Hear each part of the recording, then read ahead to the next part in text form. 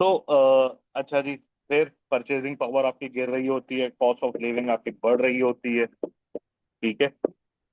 Deflation क्या, period of negative inflation. ठीक है।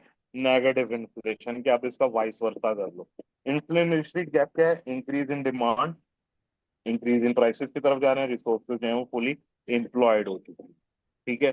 डिफ्लेशनरी गैप जो है वो रिसोर्सेज जो है वो अंडर यूटिलाइज होती हैं, चेंजेस ऑफ डिमांड जो अफेक्ट करती है आउटपुट को, और प्राइसेस आर कंस्टेंट होती है, नेशनल इनकम जो होती है वो फुल एम्प्लॉयमेंट गैप से नीचे आ चुकी होती है।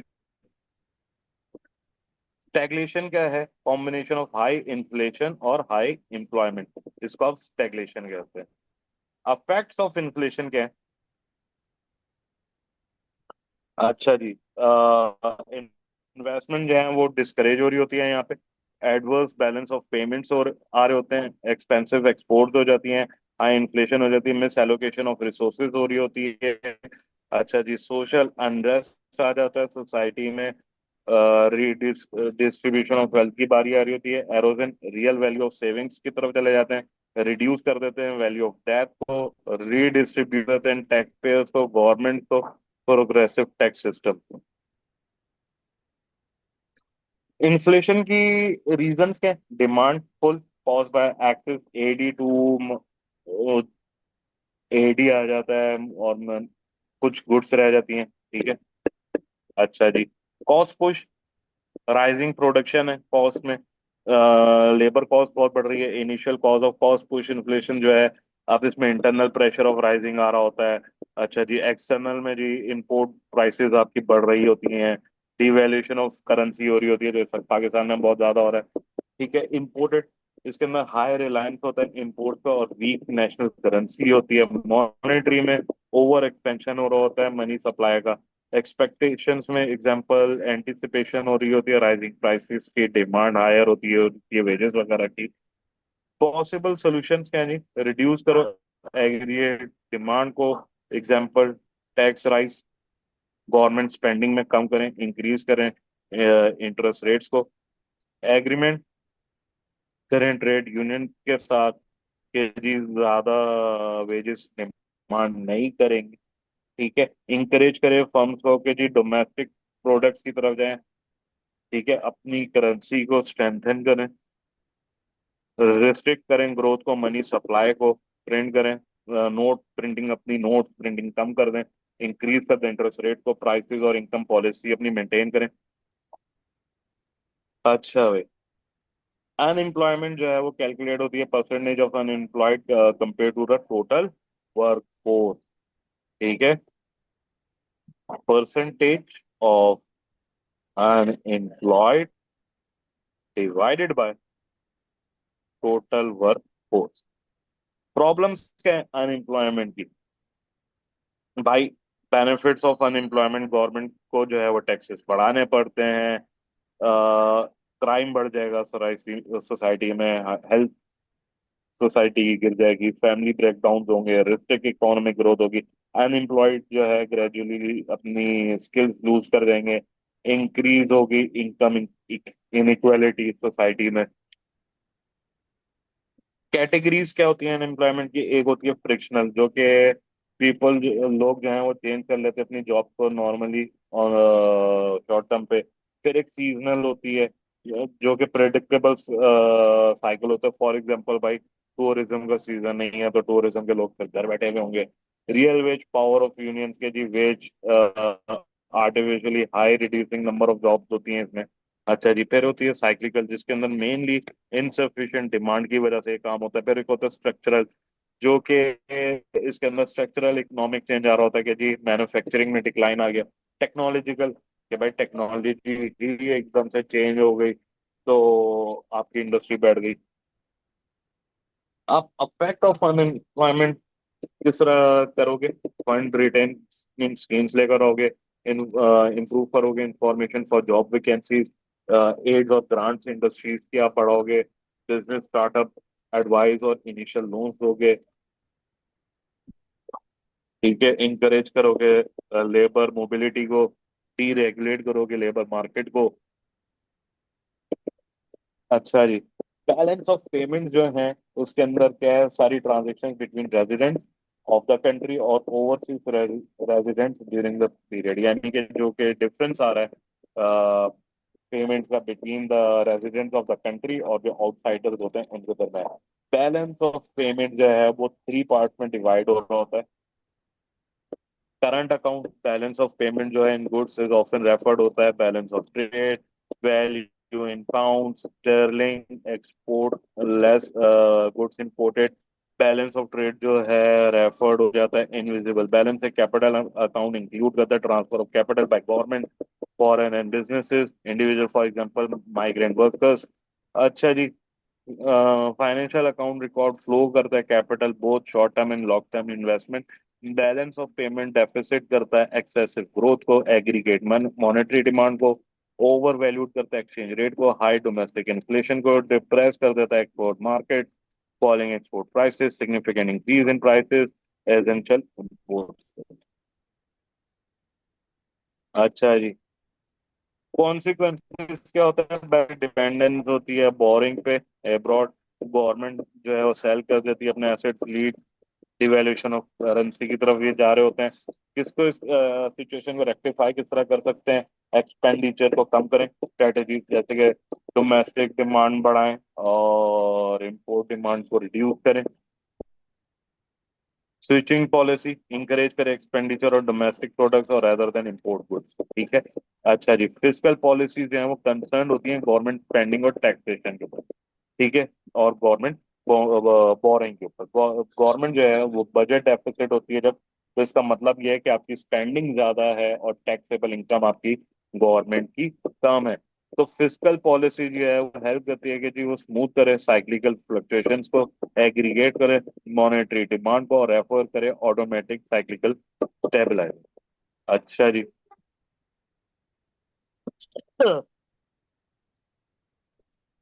बजट डेफिसिट जो है फाइनेंस करती है थ्रू बोरिंग, हेल्प करती है कि जी क्लोज करे डिफिनेशनरी गैप को, और ऑफन रेफर करती है एक्सपोनेंशियरी पॉलिसी जो कि बूस्ट करती है एग्रीगेट डिमांड को। बजट सरप्लस जो है फाइनेंशियल और टैक्सेशन और प्रिंटिंग को डील करे इन्फ्लेशनरी गैप को, और इसके अंदर कॉन्ट्रेक्शनरी पॉलिसी भी आ जाती है। अच्छा जी, मॉनेटरी पॉलिसी क्या है, वो मैनिपुलेशन होती है मनी मनी सप्लाई की, रेट ऑफ इंटरेस्ट की, एक्सचेंज रेट की और क्रेडिट कंट्रोल्स की। अच्छा जी। टारगेट्स क्या है मॉनेटरी पॉलिसी के, money supply, total supply of money in economy including cash bank deposits. अच्छा, ये मैनिपुलेट करती है रिक्वायरिंग बैंक्स को हायर परसेंटेज ऑफ डिपॉजिट्स को, इंटरेस्ट रेट्स जो है price of money rise in markets investments architectures, exchange rate fall in rate जो है वो सिमुलेट करता है एक्सपोर्ट्स को, क्रेडिट कंट्रोल्स रिस्ट्रिक्ट कर देता है बैंक को लेंडिंग टू रिड्यूस डिमांड को।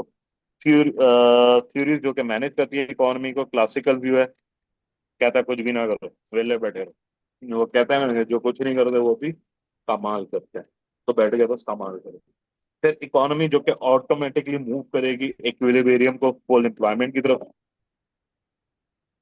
ड्यूरिंग डिप्रेशन एंटरप्रेन्योर जो है वो ऑब्टेन करेंगे प्रोडक्शन चीपर करते हैं अपनी, ठीक है, एट पीक इन्फ्लेशन, ये पॉसिबल होता है जना थोड़ा बहुत। डिमांड साइड केनेसियन व्यू जो कि एक राइटर है, वो क्या कहता है कि equilibrium of supply demand equal लेकर आओ, ठीक है। गवर्नमेंट जो है वो इंटरवीन करे कि जी बेटर इक्विलिब्रियम जल्द से जल्द किया जाए। गवर्नमेंट स्पेंडिंग जो है वो स्टिमुलेट करे इकोनॉमिक ग्रोथ को, मनी जो है वो रैपिड किया जाए, फ्लक्चुएट किया जाए टैक्स रेवेन्यू को। सप्लाई साइड आप देखने के जी वो कर करती है सप्लाई को इक्वल करे डिमांड को, मार्केट को और इकोनॉमी को। इकोनॉमी जो है वो नेचुरली ग्रेविटेट करे इक्विलिब्रियम अनलेस के हाइडेड करे मार्केट इनटू इम्परफेक्शन को, जैसे कि इन्फ्लेशन है, गवर्नमेंट स्पेंडिंग है, मिनिमम वेजेस हैं, रेगुलेशन ऑफ मार्केट्स हैं। अच्छा जी, यहाँ पे सप्लाई करें डिमांड गुड्स और सर्विसेज को, इसके अंदर तीन ग्राफ आपके पास आ जाते हैं। सप्लाई ग्राफ आप ये देख रहे हो, प्राइस और सप्लाई, एक्स एक्सेस और वाई एक्सेस। तो जी जो शिफ्ट है सप्लाई कर्व में वो किस तरह हो सकता है, टेक्नोलॉजिकल इनोवेशन आ रही है, चेंजेस आ रही हैं, प्रोडक्शन एफिशिएंसी में चेंजेस आ रही हैं, इनपुट प्राइसेस में चेंजेस आ रही हैं या इनडायरेक्ट टैक्सेस में चेंजेस आ रही हैं। ठीक है। डिमांड कर्व जो है वो अभी आप देख रहे हो कि जी वो किस तरह हो सकता है, इनकम चेंज हो जाए, लोगों के टेस्ट में फैशन में चेंज आ जाए, प्राइस ऑफ कम कॉम्प्लीमेंट्री या सब्स्टिट्यूट गुड्स आ जाए, पॉपुलेशन चेंज हो जाए। ठीक है। सप्लाई डिमांड और इक्विलिब्रियम आप देख रहे हो, इसमें आ जाता है प्राइस इलास्टिसिटी ऑफ डिमांड, जो कि देखता है कि किस तरह नंबर ऑफ यूनिट्स जो हैं वो कंज्यूमर्स डिमांड कर रहे हैं, और वो चेंज, और वो किस तरह प्राइस ऑफ गुड्स को जो है उसको चेंज कर रहे हैं, किस तरह इसको मेजर करेंगे। Percentage change in quantity demanded divided by percentage change in price. अगर आपका पीईडी, प्राइस इकोनॉमी डिमांड जो है वो ग्रेटर देन वन आ रहा है, तो इसका मतलब है कि प्रोडक्ट जो है वो इलास्टिक है। ठीक है। और अगर आपका पीईडी लेस देन वन आ रहा है, तो इसका मतलब है प्रोडक्ट इन इलास्टिक है। पीईडी जो है वो अफेक्ट करता है number of factors including availability of substitute, proportion of income, item जो है वो नेसेसिटी की तरफ है या नहीं है, duration of change in price, definition of the market इसके अंदर आ जाती है, कॉस्ट बिहेवियर ओवर टाइम जो है उसमें आपने देखना है कि शॉर्ट टर्म कॉस्ट बिहेवियर जो है फॉलो करता है law of diminishing return due to increasing inefficiency. ठीक है। ये इसका ग्राफ आपको नजर आ रहा है। Long term cost behaviour follow करता है similar pattern, increasing diseconomies of scale. Perfect and imperfect markets. Perfect market exists कि there are larger number of customers and suppliers, product जो हैं वो suppliers identical हों, perfect information हो और कोई barriers to entry ना हो। Market जो है does not conform to this imperfect, different types of imperfect market exist करती हैं। Level of competition within the market or competition refers rivalry amongst the sellers as they are increase the profits, sales volume, market share by varying, marketing mix इसके अंदर आ जाता है। अच्छा जी। Monopoly कब होती है? जब कंपनी कंट्रोल कर ली होती है तकरीबन फुल मार्केट को पर्टिकुलर प्रोडक्ट और सर्विसेज में। जैसे कि पाकिस्तान में, कराची में, पाकिस्तान कराची में के इलेक्ट्रिक है। के इलेक्ट्रिक की मोनोपोली है, बस पूरे शहर में जो है ये सिर्फ ये ही इलेक्ट्रिसिटी डिस्ट्रीब्यूट कर सकता है। ठीक है। मोनोपोलिस्टिक कंपटीशन,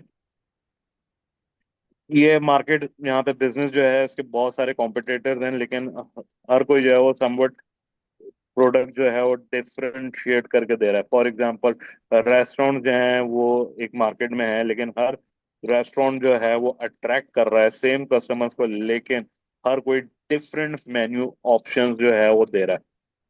ओलिगोपोली है। ओलिगोपोली जो है वो another form of imperfect market है, जहाँ पे मार्केट जो है वो कंट्रोल कर रहे हैं स्मॉल नंबर ऑफ ऑर्गेनाइजेशन, लेकिन कोई प्रिसाइज नंबर टिपिकली मार्केट का नहीं है।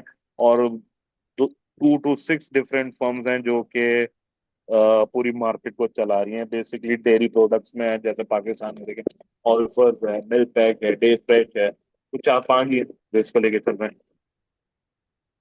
फिर हमारे पास सोशल फैक्टर्स आ जाते हैं। सोशल फैक्टर्स, डेमोग्राफिक इश्यूज आ जाते हैं इसमें, जैसे कि जी आपकी कंट्री का बर्थ रेट क्या है, डेथ रेट क्या है, एज डिस्ट्रीब्यूशन लोगों का क्या है, अर्बनाइजेशन है ये क्या है, वेल्थ डिस्पोजेबल इनकम लोगों की क्या है, एजुकेशन आपकी सोसाइटी में क्या है, हेल्थ क्या है कि भाई HIV रेट क्या है, कैंसर रेट क्या है, लोगों की हेल्थ किस तरह की, कल्चर और ट्रेंड्स किस तरह के हैं, सोशल स्ट्रक्चर आ जाता है, link to social class, group of people with the same social economic educational status क्या है, वैल्यूज एक्सेप्टेड बिहेवियर क्या है सोशल ग्रुप का, एटीट्यूड क्या है, पर्सन ग्रुप्स, लाइक्स डिसलाइक्स वगैरह, बोरिंग मनी क्या है। ठीक है।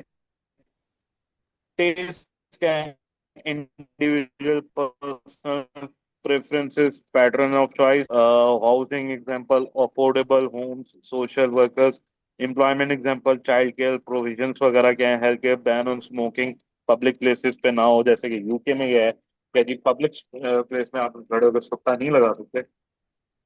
ठीक है। ये यूएई में, दुबई में है कि जी आप छुट्टा आप पी रहे हो तो बाइक ऐसे ही नहीं कहीं पे भी फेंक के चले जाओ, अगर कहीं पे फेंकोगे तो उधर ही छूटता आएगा, पुलिस आएगी और आपके ऊपर फाइन लगा देगी। इन्वायरमेंटल इश्यूज हैं। बिजनेस जो है वो अफेक्ट करते हैं environment through pollution, consumption of resources, destruction of natural habits. Don't forget के एनवायरनमेंट जो है वो ऑल्सो इम्पैक्ट करता है बिजनेसेस पे। ठीक है, क्लाइमेट और अदर एनवायरमेंटल चेंजेस आ जाती हैं, lack of resources, polluting companies, government legislation आ जाती है। और इसको आप मिनिमाइज किस तरह किया जा सकता है कि प्रोडक्ट को रीडिजाइन करें, पैकेजिंग को रिड्यूस करें, पैकेजिंग करें, ठीक है, इम्प्रूव करें एफिशिएंसी वगैरह को, केयरफुल प्रोडक्शन प्लानिंग हो। ठीक है, जस्ट अ सेकेंड, ये एज यू कैन नोटिस 5% रह गई है, और बैटरी को जरा चार्जिंग पे लगा लो। ये रहा, देखिए पावर बैंक है, पावर बैंक को बस लगा दे फटाफट। अच्छा जी,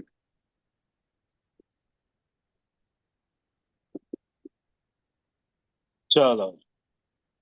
अब अल्टीमेट बिजनेस जो है वो अटेम्प्ट करता है कि जी सस्टेनेबल रहे, रिसोर्सेज जो हैं फ्यूचर नीड जनरेशन की नीड्स कॉम्प्रोमाइज ना हो भाई, इस तरह बनाओ कि जो बेचारे अभी पैदा नहीं हो और उन्होंने दुनिया में आना, उन्होंने भी तो पानी यूज करना है, उन्होंने भी तो मिनरल्स वगैरह यूज करना है, तो उनका भी ख्याल रखो। तो ये देखो, दुनिया में होटल्स ये होने भी लग गया। फॉर एग्जाम्पल आप होटल वगैरह में जाओ, तो आप ये नहीं कि भाई हर सारी लिफ्टों के बटन दबाते फिरो, एक लिफ्ट का बटन दबाओगे जो सबसे नियर होगी वो आपके पास आ जाएगी। क्या है ये एग्जाम्पल? सस्टेनेबिलिटी की तरफ लेके जा रहे हैं। ठीक है, टेक्नोलॉजिकल फैक्टर्स हैं, टेक्नोलॉजिकल फैक्टर्स में जी जो के ऑर्गेनाइजेशनल स्ट्रक्चर डाउन साइजिंग की तरफ जा रहे हैं, डाउन साइजिंग के नंबर ऑफ एम्प्लॉयज आपने खत्म कर दिया, डी लेयरिंग बाय जो लेवल हैं, जो लेयर्स हैं वो कम कर देंगे। ठीक है, आउटसोर्सिंग कर दे on products, for example TV over broadband आ गया।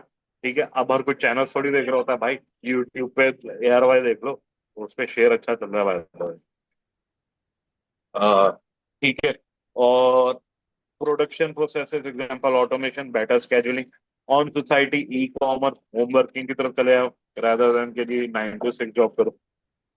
ठीक है, benefits of technology for the organisation, staff जो है वो आउट ऑफ टच हो, for example smartphones, better work life balance हो, होम वर्किंग की तरफ भाई कि भाई रोज रोज ऑफिस आने की जरूरत नहीं है, एफिशिएंट कम्युनिकेशन हो, इजी टू स्टोर और डिजिटल इंफॉर्मेशन हो, आउटसोर्सिंग और नॉन कोर फंक्शन हो। ड्रॉबैक्स न्यू टेक्नोलॉजी के, लोग ऑफिस स्ट्रेस फील करते हैं, ओवरलोडेड फील करते हैं, lack of control, volume of work done. किस तरह भाई, लैपटॉप टेक्नोलॉजी जहाँ पे ब्लेसिंग है वहाँ पे डिसगाइज भी है। वो बॉस फोन करके कह रहा होता है घर से, ये काम कर दो, ये काम कर दो, भाई मैंने छुट्टी क्यों ली है?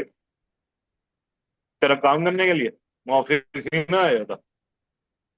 तो रिडंडेंसी इम्प्लीकेशन भी होती हैं इसके ऊपर, इम्पर्सनल कम्युनिकेशन भी अक्सर हो जाती है भाई, फजूल में हम खाई में कम्युनिकेट कर रहे हैं, काम है नहीं। डाटा सिक्योरिटी का इशू हो सकता है, risk of disclosure, confidential information leak का खतरा होता है। अच्छा जी, अब क्वार्टर 5 फोर्सेस ने हमारे पास, और उसमें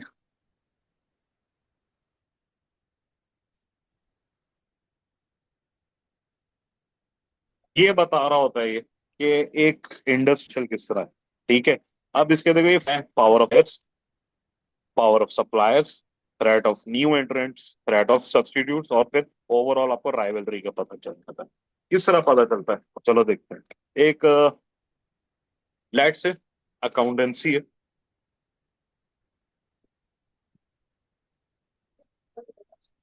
ठीक है, अब अकाउंटेंसी क्या है? एक ऑनलाइन स्कूल है भाई, एसीसी वगैरह के ऑनलाइन क्लासेस देता है। अब इसके पावर ऑफ बायर्स कौन है भाई? कस्टमर है।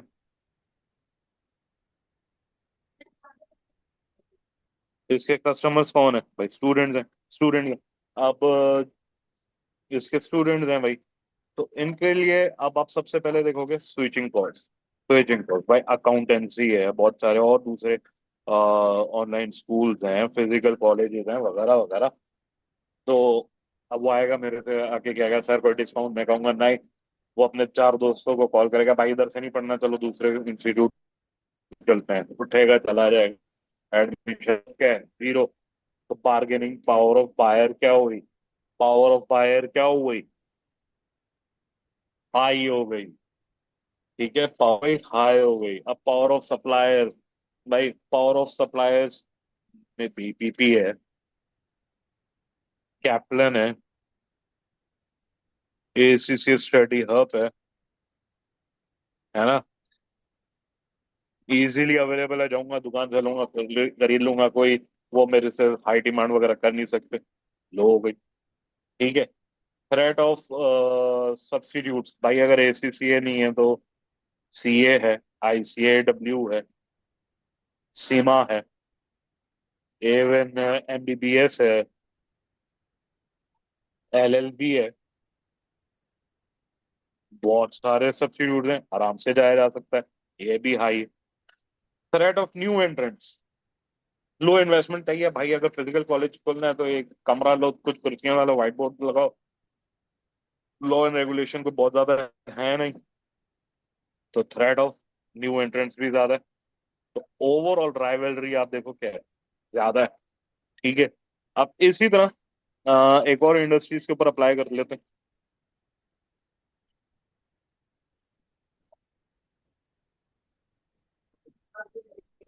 एक और इंडस्ट्री अप्लाई कर लेते हैं। ठीक है।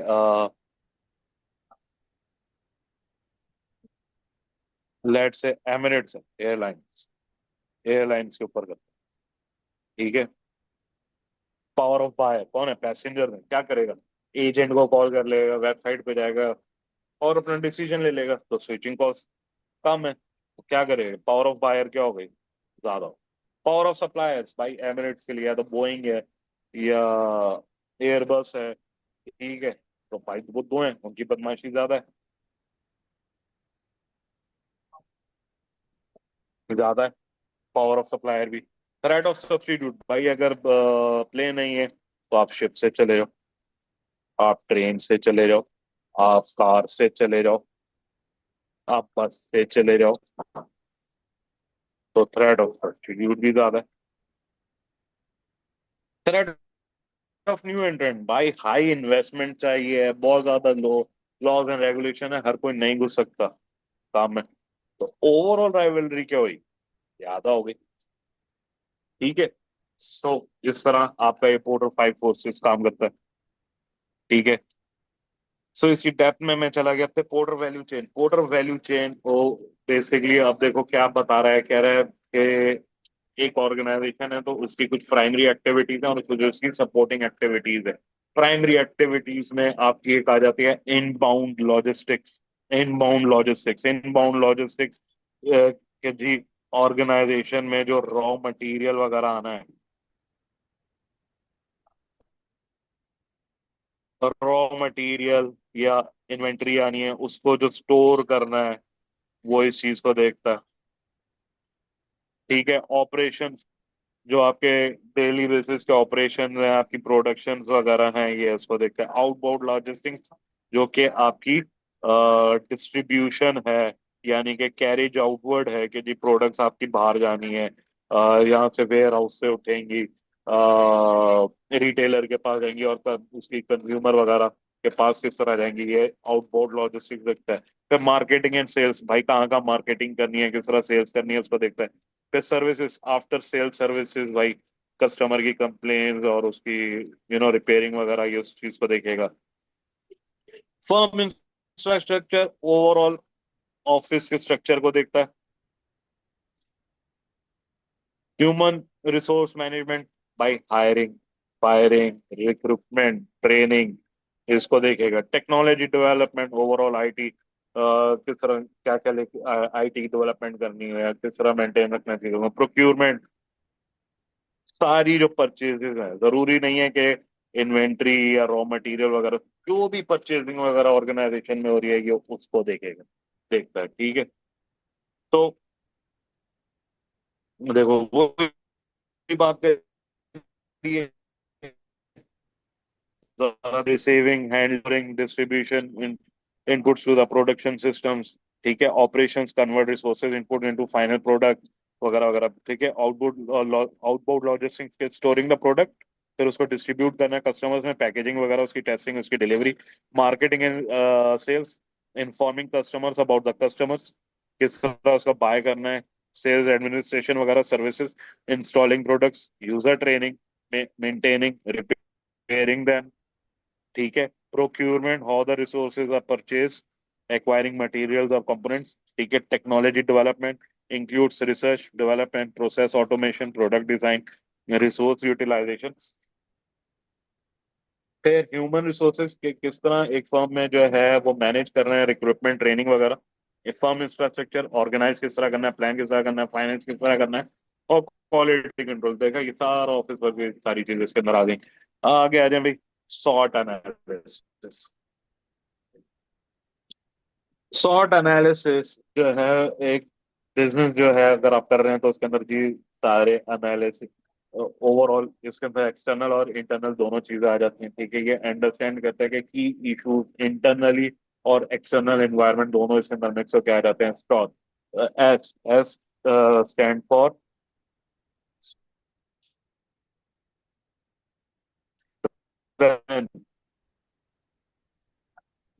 W stand for weakness, O stand for opportunity, और टी स्टैंड फॉर थ्रेट्स, ठीक है।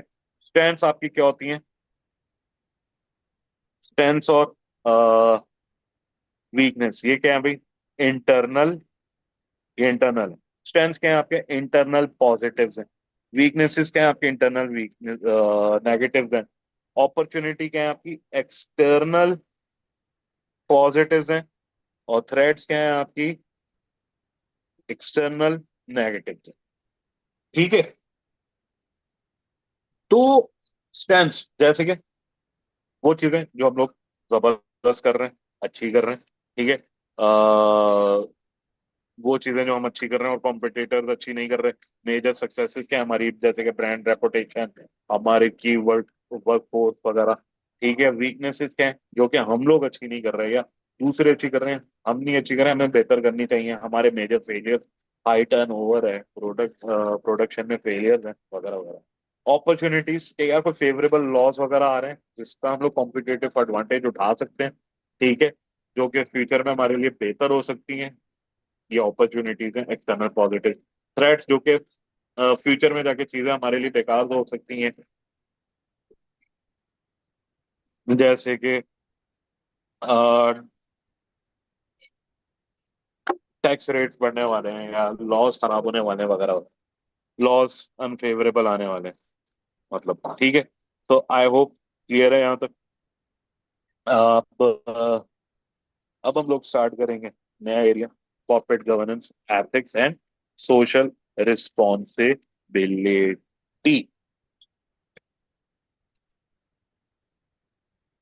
राइट, कॉर्पोरेट गवर्नेंस, एथिक्स और सोशल रिस्पॉन्सिबिलिटी, चलें जी शुरू करें।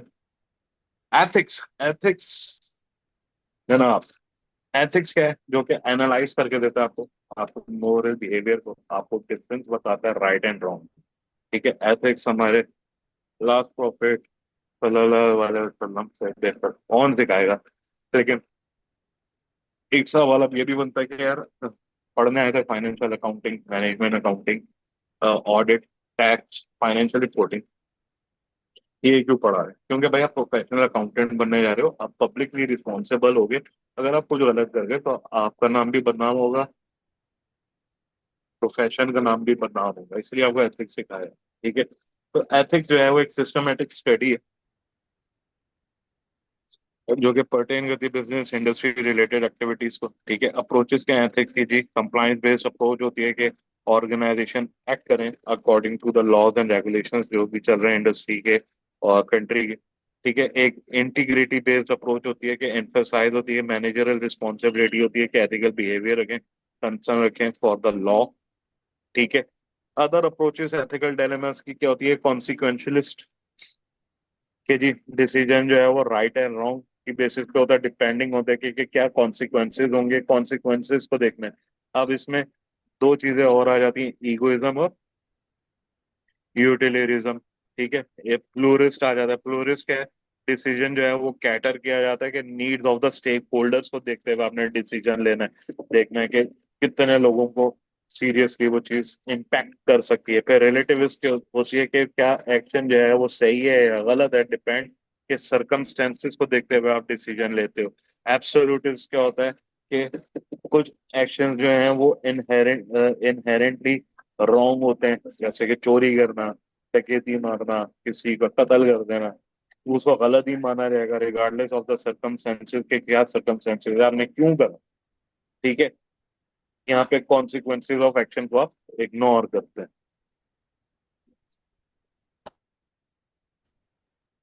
मैनेजमेंट एथिकल ऑब्लिगेशंस क्या है, इंक्लूड इसके अंदर लॉ आ जाता है, गवर्नमेंट रेगुलेशंस आ जाते हैं, एथिकल कोड्स आ जाते हैं, सोशल प्रेशर्स आ जाते हैं, इंडस्ट्री आ जाती है, कंपनी और एथिकल कोड्स आ जाते हैं। एग्जाम्पल्स क्या है एथिकल इश्यूज के, dealing with demand for bribes, bribe से डील करना, marketing policies, for example manufacturing क्या हो सकती है, सेलिंग सिगरेट्स या वेपन्स, भाई एथिकल है या नहीं है। ठीक है, पॉलिसीज जो कि एम्प्लॉय करती हैं सोशल कॉज को, जैसे कि पोल्यूशन और रिवर्स वगैरह। एथिकल कोड्स कवर करती हैं इंक्लूडिंग पर्पस और value of the organisation, employees जैसे कि पॉलिसीज एंड रिक्रूटमेंट। अच्छा जी, customer relations for example relationship of faith in all agreement, shareholder example protection of investment, suppliers example prompt settlement of bills वगैरह। ठीक है, society wider community क्या है, compliance की स्पिरिट ऑफ लॉ क्या है, लेटर वगैरह, बेनिफिट्स जो है एथिक्स को मैनेज करने के वर्क प्लेस में क्या होंगे जी, सब्सटेंशियली इंप्रूव सोसाइटी होगी, स्ट्रॉन्ग टीम वर्क होगा, इंश्योर करेगा कि जी पॉलिसीज लीगल हैं, प्रमोट करती हैं स्ट्रॉन्ग पब्लिक इमेज को। कोड ऑफ प्रोफेशनल कंडक्ट, अब आ जाओ भाई। प्रोफेशन ऑब्वियसली स्पेशलाइज स्किल्स होते हैं, इसके अंदर सर्टिफिकेट ट्रेनिंग है, आपको पता है। इसी के कुछ कोड ऑफ एथिक्स हैं। अब उसमें क्या है, इंटीग्रिटी, इंटीग्रिटी क्या है कि person should be honest and straight forward, जो भी प्रोफेशनल डीलिंग्स वगैरह करे पर्सन ऑनेस्ट हो, स्ट्रेट फॉरवर्ड हो। ऑब्जेक्टिविटी क्या है कि जी इंसान फेयर हो, अनबायस्ड हो, कोई कॉन्फ्लिक्ट ऑफ इंटरेस्ट ना हो। ठीक है, कॉन्फ्लिक्ट ऑफ इंटरेस्ट ना हो। कॉन्फ्लिक्ट ऑफ इंटरेस्ट क्या है कि यार भाई ऑर्गेनाइजेशन लोगों की शेयर होल्डर वैल्यू पर आपने काम करना है, शेयर होल्डर्स की उस मैक्सिमाइजेशन की तरफ जाना है, सिर्फ आप अपना नहीं सोचना। या आप ऑडिट करने जा रहे हैं, आपको रास्ते में पता चला आपके एक अंकल हैं, उनकी डेथ हो गई फॉर एग्जाम्पल, और उनसे आपको इनहेरिटेंस में बहुत सारे 10,000 एप्पल के शेयर मिल गए। अब आप एप्पल के शेयर होल्डर भी बन गए। तो भैया अब आप जब ऑडिट करने जाओगे तो क्या समझोगे, तो आप अब आप कभी भी नहीं चाहोगे कि उस पर ईपीएस गिरे, क्योंकि भाई आपकी वेल्थ का भी सवाल है। ये है कॉन्फ्लिक्ट ऑफ इंटरेस्ट, इसको आपने अवॉइड करना है। प्रोफेशनल कॉम्पिटेंस एंड ड्यू के, भाई जो भी स्किल्स एंड नॉलेज है वो अपने अप टू डेट रखनी है। फॉर एग्जांपल पहले IFRS IS 18 होता था रेवेन्यू, अब हो गया IFRS 15। तो भाई IS 18 से जब तक IFRS 15 पे नहीं होगे कि आपने अप टू डेट स्किल्स होंगे, क्या आप अपने एम्प्लॉयर को या अपने क्लाइंट को अप टू डेट सर्विसेज दे सकोगे, नहीं दे सकते। तो वो आपने अप टू डेट रखना है। कॉन्फिडेंशियलिटी, भाई आप अपने एम्प्लॉयर के या अपने क्लाइंट की इंफॉर्मेशन किसी थर्ड पार्टी को नहीं दे सकते, लेकिन आप दे सकते हो अगर अगर अगर अगर अगर लीगल है तो देने देना है। पब्लिक इंटरेस्ट में तब दे सकते, पब्लिक इंटरेस्ट है भाई, लॉयर्स ऐसा ना हो अच्छाई कर